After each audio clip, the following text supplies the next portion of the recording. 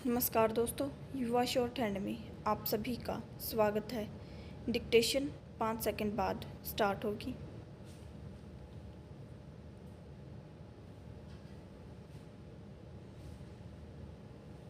So be ready, start. तेल स्वभाव से ही एक विस्फोटक पदार्थ है, परंतु अभी तक इसे इस रूप में स्वीकार नहीं किया गया था।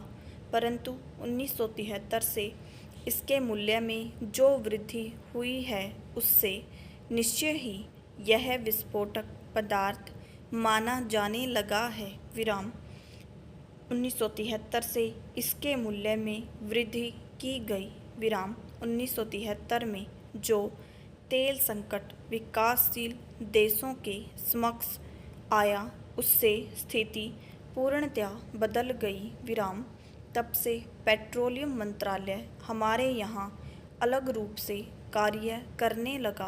विराम इस संकट ने हमारे समक्ष एक चुनौती प्रस्तुत कर दी। विराम अब समय आ गया है कि जबकि हमें इस तेल संकट का सामना विश्व स्तर पर करना होगा। विराम हमें अपनी तेल संबंधी नीति की सुरक्षा के लिए एक उचित अंतर्राष्ट्रीय तेल कूटनीति बनाने की आवश्यकता है। विराम संयुक्त राष्ट्र संघ का एक विशेष अधिवेशन तेल संकट पर विचार करने के लिए न्यूयॉर्क में हो रहा है। विराम कुछ देशों द्वारा तेल का प्रयोग आर्थिक युद्ध के शस्त्र के रूप में किया जा रहा है, इसलिए संयुक्त राष्ट्र संघ में इसके मूल्य तथा वितरण व्यवस्था आदि पर विचार किया जाएगा।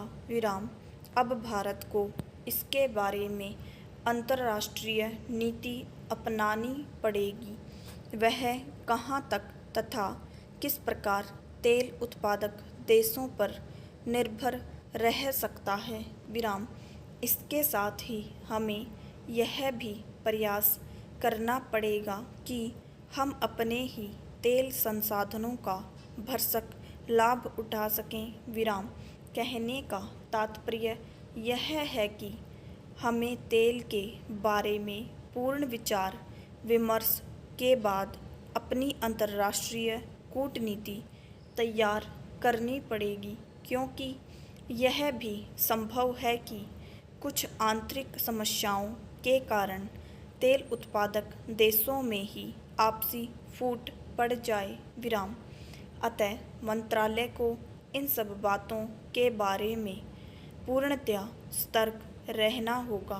विराम पहला, सरकार द्वारा मिट्टी के तेल की खपत कम करने के लिए कुछ कदम उठाए गए हैं। विराम परंतु इस प्रकार के सभी प्रयास आंशिक प्रतीत होते हैं। विराम इनके स्थान पर सरकार को व्यापक नीति अपनानी चाहिए। विराम मंत्रालय की अनुदानों के अनुसार 1974-75 में 1300 करोड़ रुपए के मूल्य के कच्चे तेल का आयात किया जाएगा, परंतु प्रश्न यह है कि यह रुपया कहाँ से आएगा। विराम मेरा विचार है कि इस मामले में हमारी नीति का आधार ठोस होना चाहिए। विराम यह केवल निर्यात प्रधान उद्योगों के बारे में ही नहीं, अपितु संपूर्ण उत्पादन ढांचे के बारे में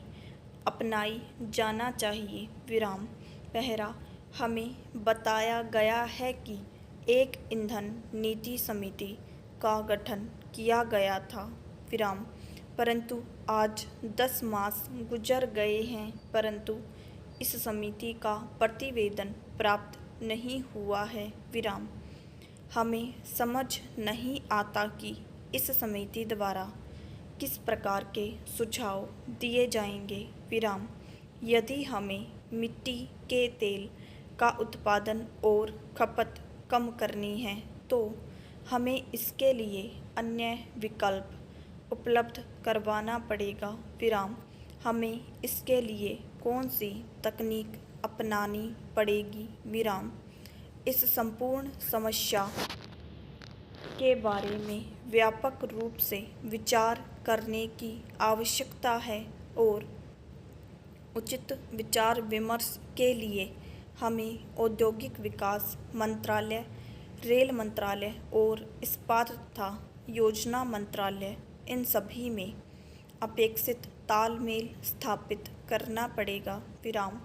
समाचार पत्रों में यह देखने को मिलता था कि सरकार द्वारा एक ऊर्जा बोर्ड की स्थापना की घोषणा की गई थी, परंतु इसके सदस्य कौन कौन होंगे, इसके बारे में भी अभी तक किसी को कुछ पता नहीं है।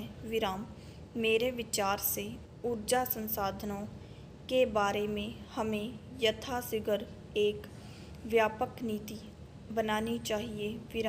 पहला, हमारे देश में किए जा रहे कच्चे तेल के उत्पादन के 7.20 लाख टन से बढ़कर 11.40 लाख टन तक पहुंचने की संभावना है। इससे हमें काफ़ी लाभ होने की संभावना है। यह भी अंदाजा है कि हमारा सुरक्षित भंडार भी 175 लाख टन हो जाएगा। यदि हम अपने 11-12 लाख टन तेल के प्रति वर्ष के उत्पादन को बनाए रखने में सफल भी हो जाते हैं, तो भी हमें विदेशों से तेल मंगवाने को आवश्यकता तो पड़ेगी ही। इसके लिए भी हमने अनेक प्रकार के प्रयत्न किए हैं। अभी 15 दिन पूर्व ही हमने इराक के साथ 2.8 लाख टन तेल का निर्यात करने का करार किया था। हमें आशा है कि इस करार के कई अच्छे परिणाम निकलेंगे और हमें लाभ होगा। परंतु विदेशी कंपनियों के साथ हमारे पूर्व करार इतने सफल नहीं रहे हैं। ऑयल इंडिया के आसाम संबंधी करार के साथ यही बात हुई और फिर यही बात मद्रास तेल शोधक कारखाने के बारे में भी दोहराई गई। हम यह नहीं चाहते कि मथुरा और कोचिन तेल शोधक कारखानों के साथ भी ऐसा ही हो।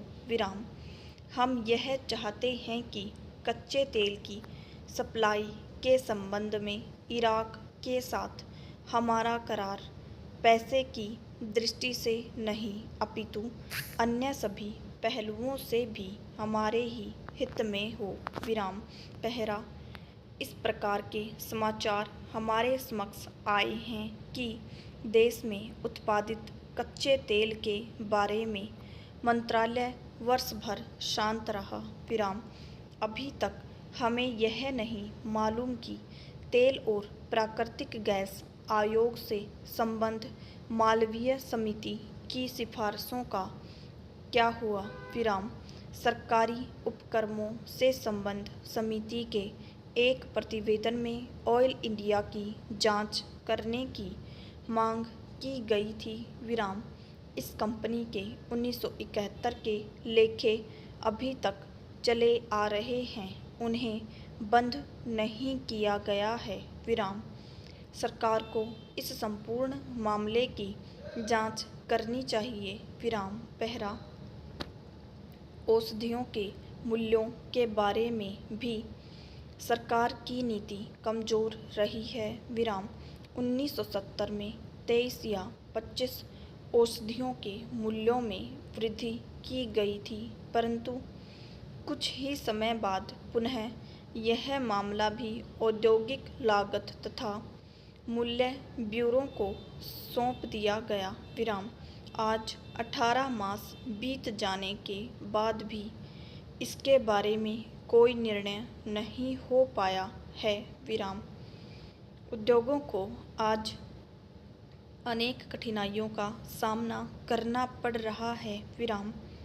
हमें आशा है कि नीति संबंधी कोई भी निर्णय लेते समय मंत्रालय द्वारा इन सभी बातों की ओर उचित ध्यान दिया जाएगा और साथ ही संसद सदस्यों को भी विश्वास में लिया जाएगा। विराम।